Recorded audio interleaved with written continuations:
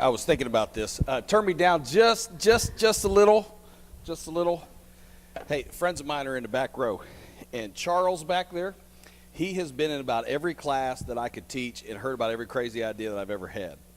And did you hear that? He said he has your sympathy. Now, Charles said something about me years and years and years ago that came back as I saw you walk through the door.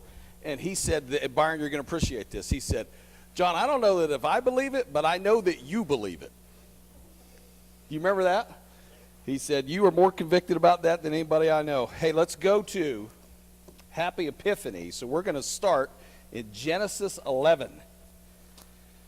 And you're going to say, how has this got anything to do with Epiphany? And you'll see. You'll see. Genesis 11, we're going to start in verse 1. Now the whole earth used the same language and the same words. How much of the earth? All of it. It came about as they journeyed east that they found the plain in the land of Shinar and settled there. They said to one another, come, let us make bricks and burn them thoroughly. And they used brick for stone and they used tar for mortar. They said, come, let us build for ourselves a city and a tower whose top will reach into heaven, and let us make for ourselves a name. Otherwise, we will be scattered abroad over the face of the whole earth. The Lord came down to see the city and the tower which the sons of men had built. And the Lord said, behold, they are one people, and they all have the same language. And this is what they began to do. And now nothing which they purpose to do will be impossible for them. Come, let us, notice that it says us, come, let us go down and confuse their language, so that they will not understand one another's speech. So the Lord scattered them abroad from there over the face of the whole earth, and they stopped building the city. Therefore its name was called Babel, because there the Lord confused the language of the whole earth. And from there the Lord scattered them abroad over the face of the whole earth. Lord in heaven, we love you. Lord, we recognize that in our own history there was a time and there was a place where we were so proud that we thought we could reach the heavens by our own means. That we thought we could build and design and strategize our way into the heavens, and you said, ain't going to happen. Lord, I think we're in danger of being that people again. That we're in danger of being too big for our britches, so to speak. Lord, I thank you that you have a way of humbling us. That while the medicine can be sour, it's good for us to take. Lord, I pray that you unite us this morning with the prayer. Our Father, who art in heaven, hallowed be thy name. Thy kingdom come, thy will be done on earth as it is in heaven. Give us this day our daily bread, and forgive us our debts as we forgive our debtors. And lead us not into temptation, but deliver us from evil.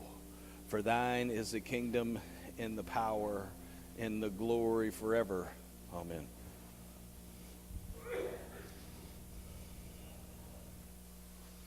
Psalm 19.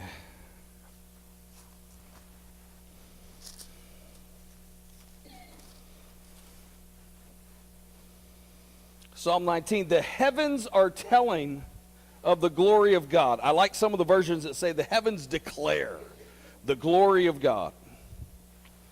Day to day pours forth speech, and night to night reveals knowledge. There is no speech, nor are there words, their voices not heard. Their line has gone out through all the earth, and their utterances to the end of the earth. In them he has placed a tent for the sun, which is as a bridegroom coming out of his chamber. It rejoices as a strong man to run his course. Its rising is from one end of the heavens, and its circuit to the other end of them. And there is nothing hidden from its heat. The law of the Lord is perfect, restoring the soul. The testimony of the Lord is sure, making wise the simple.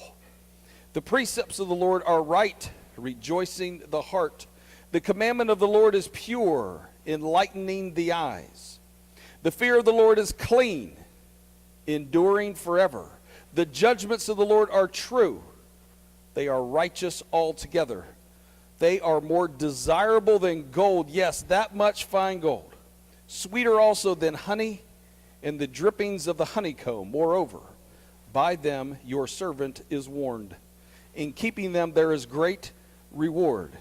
Who can discern his errors? Acquit me of hidden faults. Also keep back your servant from presumptuous sins. Let them not rule over me. Then I will be blameless, and I shall be acquitted of great transgression. Let the words of my mouth and the meditation of my heart be acceptable in your sight, O Lord, my rock and my redeemer.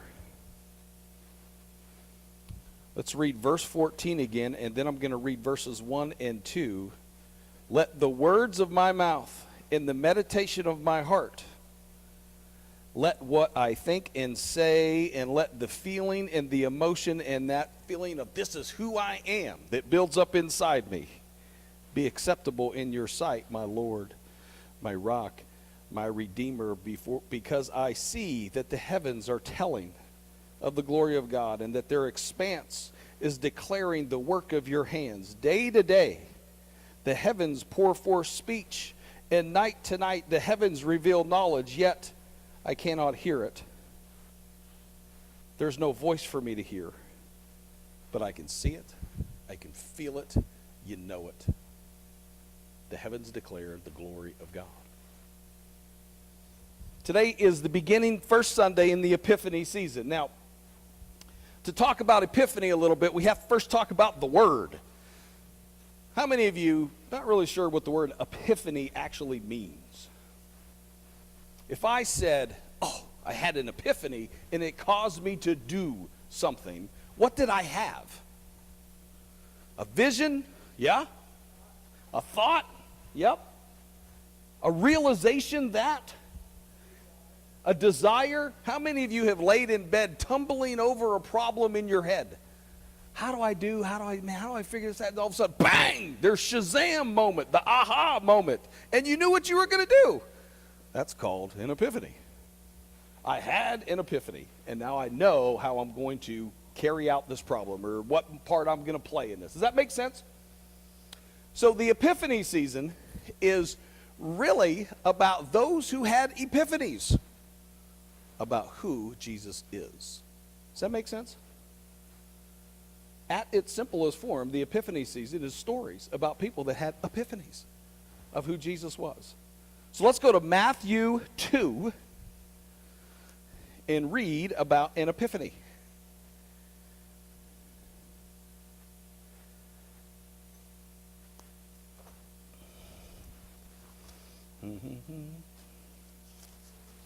Matthew 2. Who has a chapter heading for Matthew 2? Say it again, Jeanette. Visitors from Eastern land. Shirley? Visit of the Magi. Anybody have anything different? Wise men? So the Magi and wise men, are they the same people, or are we talking about different people? Same people. Okay. Verse 1. After Jesus was born in Bethlehem of Judea in the days of Herod the king, Magi, or wise men from the east, arrived in Jerusalem, saying, where was Jesus born? Where was Jesus born? Where did the wise men arrive to? Okay. Verse 2. Where is he who has been born King of the Jews? For we saw his star in the east and have come to worship him. Now, before we get into the whole rest of the story, who are the Magi talking to? Who was King of the Jews? You understand why Herod got on edge right away? So they're talking to the King of the Jews. Herod was the King of the Jews. Where is he who has been born King of the Jews? For we saw his star in the east and have come to worship him. Now Herod's thinking, wait a minute.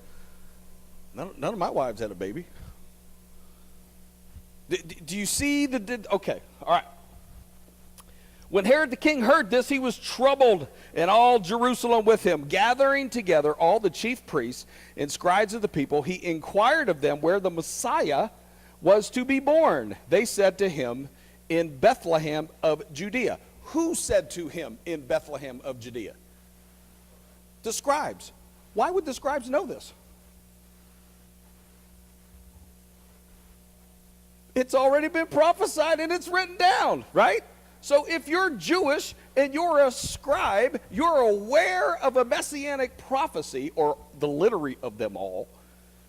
And when the king comes to you and says, hey, what is this about a Messiah, king of the Jews being born? Where is this? They can point it out. And so they report. And they said to him, in Bethlehem of Judea, for this is what has been written by the prophets. Now this is in Micah, I believe.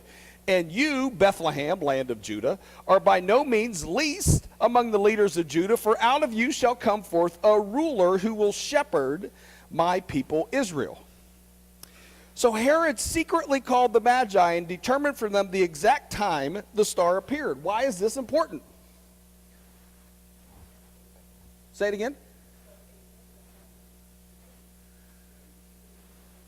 He's trying to figure out how old the baby was. Herod didn't know how old this kid was, right? Okay, so tell me, did this star appear like 22 years ago, so he's already 22 and he has an army waiting outside the gates? Or was it like a couple of years ago and so he's still a toddler? I mean, when was this star? That's important for Herod. Do I need to get an army going now, or is there some by other means? Do you follow me? Okay. Verse 8, he sent them, that's King Herod. King Herod sent them to Bethlehem and said, go and search carefully for the child. And when you have found him, report to me so that I too may come and worship him. After hearing the king, they went their way, and the star which they had seen in the east went on before them until it came and stood over the place where the child was. When they saw the star, they rejoiced exceedingly with great joy. Now, I know that everybody's nativity set that they all bought at Walmart or wherever else that you bought it shows the wise men, the shepherds, baby Jesus, Mary, and Joseph all in the same place. It didn't happen that way. So, King Herod said to the wise men, said to the Magi, go on to Bethlehem. Does it say they went to Bethlehem? It just says they went on their way. In other words, they started following the star again. Everybody with me so far? Okay. As we keep reading, pardon? Yep, he sent them to Bethlehem, but it doesn't say they went to Bethlehem. Verse 10, after hearing the king, they went their way, and the star which they had seen in the east went on before them until it came and stood over the place where the child was. When they saw the star, they rejoiced exceedingly with great joy. Now, I'm interested what other translations say here in verse 11. After coming into the house, they saw the child with Mary, his mother.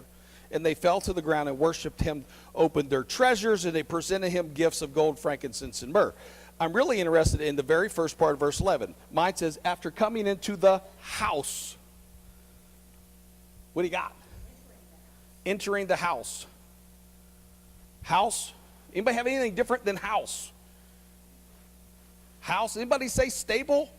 Does anybody say manger? All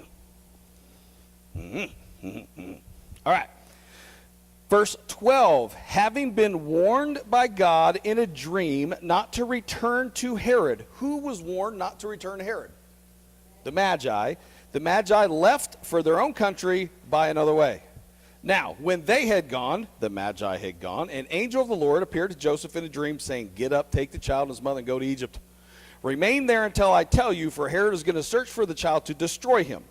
So Joseph got up and took the child and his mother while it was still night, and they left for Egypt. He remained there until the death of Herod. This was to fulfill what had been spoken by the Lord through the prophet, out of Egypt I called my son. Verse 16. When Herod saw that he had been tricked by the Magi, he became very enraged and sent and slew all the male children who were in Bethlehem and all its vicinity from 2 years old and under. Why 2 years old? Where did that number come from? That's when the Magi said they saw the star. So Herod's basing the slaughtering of the babies by what they said when they saw the star. Does that make sense? So was Jesus 22 at the gates with an army? No, but it's fair to say that Jesus was 2 or less. Fair to say? Okay. The point that I want to make out of this story is a couple-fold. First, I always find this interesting. Let me go to, and I don't want to dwell, I could do a whole sermon on this, I don't want to. Verse 4. King Herod gathered together the priests and the scribes, and he inquired to them about the Messiah. And the priests and the scribes gave the answer. Okay? The answer is that the book says this, and it would be over here. So what we don't know from our own prophecy is when, but we do know where, but we don't know when. Well, the wise men, the magi showed up. They don't know where, but they know when. Isn't that interesting? What we don't know about the wise men is what was it in their background? What was it in their history, their legend, their lore, the stories, the oral traditions, whatever it may be, that caused them to be looking in the sky in the first place? We don't know the answer to that. I'm going to come back to that, but I want to dwell on one thing really quickly. You're a king. Magi, wise men, esteemed enough people that you got an audience with the king. Not everybody who came into Jerusalem is going to stand before King Herod. Okay, so esteemed enough people that you got an audience with the king. You have a story about the King of the Jews being born, and you need help in finding this child so that you can worship him. King Herod asks for the books to be brought, for the scribes to read, for the verdict to be given, the answers to be found, and all of it gets found. And you have three different people in this story. When confronted with the story of Jesus, the scribes reacted how? With indifference. They said, oh yeah, it's written right here. But their heart wasn't moved. They didn't go journey. They didn't go try to find a Christ child to worship. How did the king react? With violence. How did the magi react? With joy, and they left everything to go find him. That's why they're called the wise men.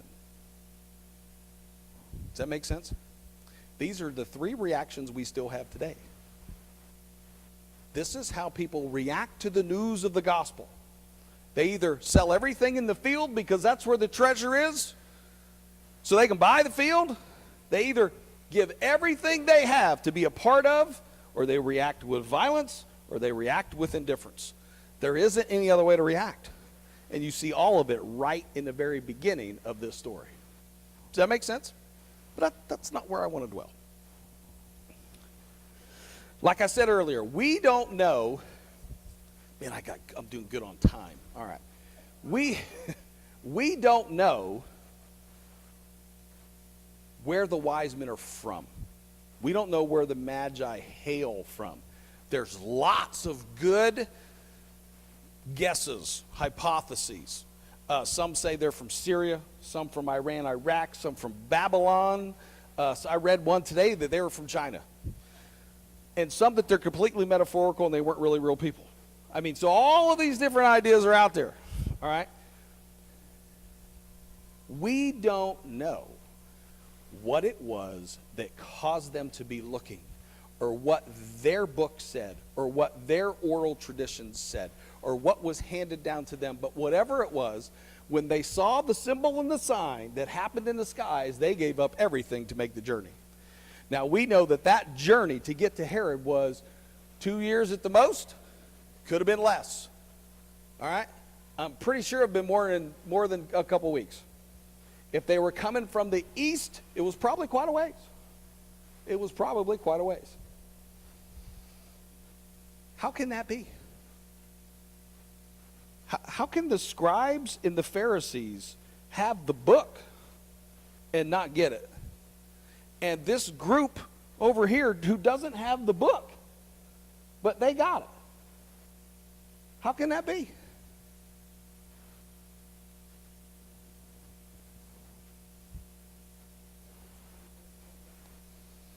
They were scientists studying the stars. So it's fair to say from that answer, Shirley, now you jump up and down if I'm wrong here, but what I'm hearing you say is that through a study of the stars, they can get to the truth, and they didn't need the book.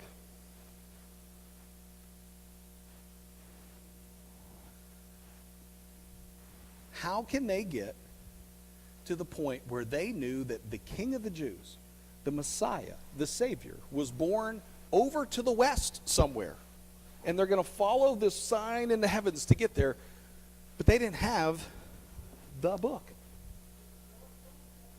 What's that?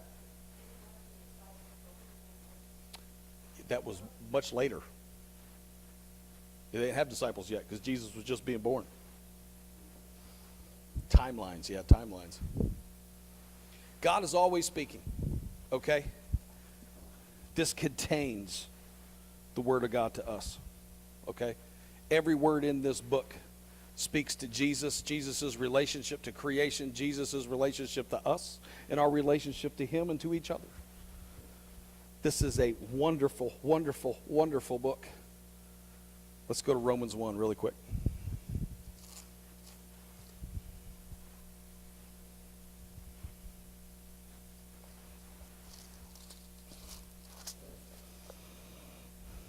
Romans 1, we're going to start in verse 20.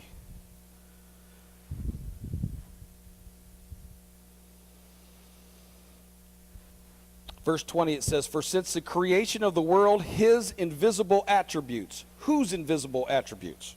Okay. His eternal power. Whose eternal power? And divine nature have been clearly seen, being understood through what has been made, so that they are without excuse. For even though they knew God, they did not honor Him as God or give thanks. Let me back up. In verse 20, it says, "For since the creation of the world, His invisible attributes, which are His power, His nature." His power and His nature are understood by what He has made. The heavens declare His glory. The heavens declare His greatness. There wasn't a book. It was understanding the creation that's around them. God is always telling His story. Now, we have a leg up because we have the book. But God is always telling His story. Let me give you another example of that. Honey, pull up the tempter. Jeanette, you may want to come down for this. The Mandarin symbols I sent you.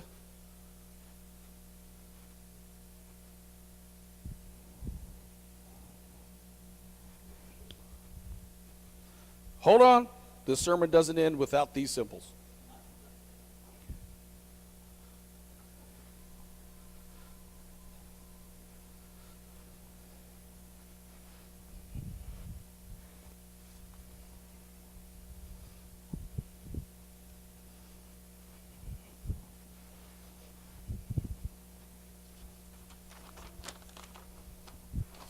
Can you take a picture of that and put it on the screen?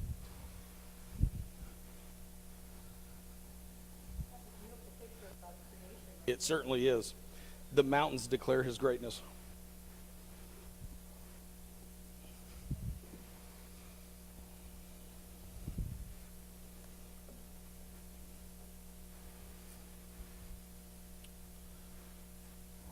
What's that? You have to see it quick, fast.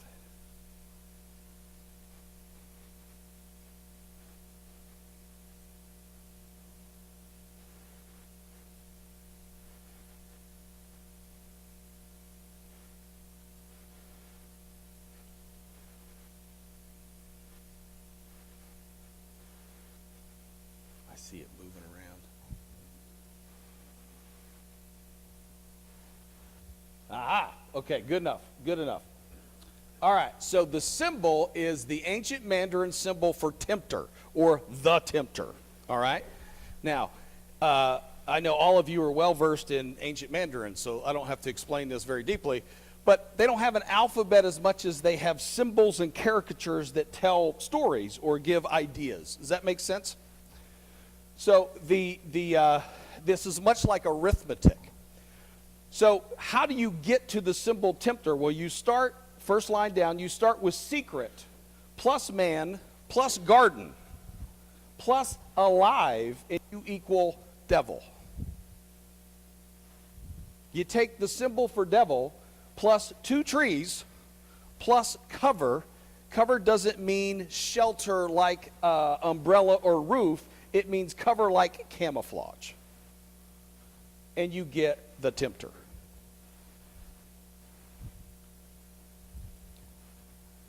What trees are you adding to the symbol of devil to get tempter?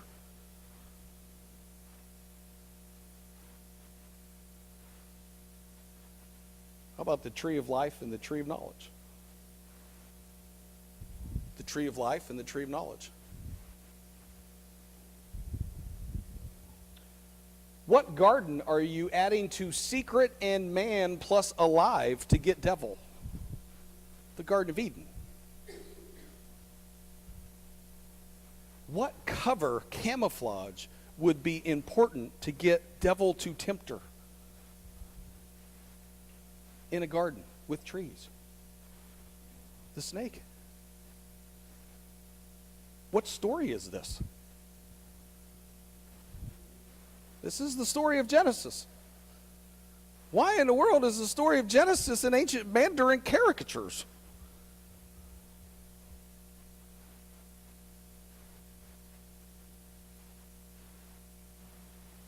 What was our first reading today? What happened in Genesis 11? Tower of Babel. Hey, the Chinese were at the Tower of Babel too. If all people from all over the earth spoke one language, and they were all there, and then they were all dispersed, would that not include the Chinese, or are the Chinese different somehow? Now, I have a symbol that I didn't bring on paper, but I have a symbol for flood. And the ancient Mandarin symbol for flood includes earth, water that covers the earth, a boat, and 8 people. And that's their ancient symbol for flood. Why would that be in Mandarin? After the Tower of Babel, the people that became different cultures, all they knew was Genesis 1 through 11. Does that make sense? Their history was our history. We have a shared history that goes all the way back to Adam and Eve. Here's what's fascinating. The Tower of Babel was either, let me ask you it in question form. Was the Tower of Babel before or after Moses? Before Moses. About how long? I know I'm throwing that out there. About 1,000 years, okay? About 1,000 years. All right. So let me ask you a question. Did the Chinese exist before or after Moses? Before. You with me? Okay. The first recorded Chinese dynasty that they still have written records of, which included ancient Mandarin, was before Moses. Who is credited with writing down the oral traditions into the Old Testament? Moses. So, the stories of the Old Testament are actually validated by ancient Mandarin. Because ancient Mandarin was written first. Does that blow your mind up or what? The story of the tempter is in ancient Mandarin. The story of the flood is in ancient Mandarin. And it goes on and on and on and on and on. The symbol for righteousness is a combination of spirit. It's amazing. All of Christianity is contained within ancient Mandarin. Why? Because they were part of that. And then they were separated from it. In China right now, the church, it's the fastest growing place in the world for the Christian church. Why? Because all you have to do is tap into the language. Now, what's interesting is that the government of China is trying to erase ancient Mandarin. They're taking it out of schools, all of that kind of thing. Why? Because they're erasing Christianity if they can erase the early language. Now, imagine the fight that's happening with that. There's a fight going on. The church is growing faster there than it is anywhere else. I always thought it was amazing that Paul and so many others could speak to the Gentiles. And what they couldn't say was, well, you know, Abraham So when you're evangelizing a Jewish person, you could say, well, you know, Abraham, Isaac, and Jacob, and it gave you a place to start from. They couldn't do that with a Roman. You know, Abraham, I don't know anybody named Abraham. You couldn't start there. You had to start somewhere else with evangelizing the Greeks. What's interesting about China is that it's where they start. Well, go get grandma's text. Go get not text on a phone. Go get, go get the ancient language and let me show you the story of God's love, the story of Genesis, the story of the beginning, right here in the ancient language, and then I'll take you to the cross. God is always speaking. Always speaking. That's what epiphany means. Who had the epiphany in the story of the wise men? The wise men. Our question today, what we wrestle with today is, have we had an epiphany that has caused us to move our feet? Have we had an epiphany that's caused us to sell everything and buy the field? Have we had an epiphany that's moved our heart in such a way that we'll say, Lord, I'll do whatever you want me to do? Have we had that epiphany? If we haven't, that should be our prayer. That should be our prayer. Lord in heaven, I love you. Lord, I'm thankful that you talk and talk and talk, and oftentimes not even with words. Lord, thank you for pouring out your grace and your mercy and your love upon us. Lord, my prayer is that we would receive it, that we would have the epiphany that we need to follow you until the ends of the earth. Lord, I pray for the communion service. Lord, I pray that we would receive your grace. The Lord be with you.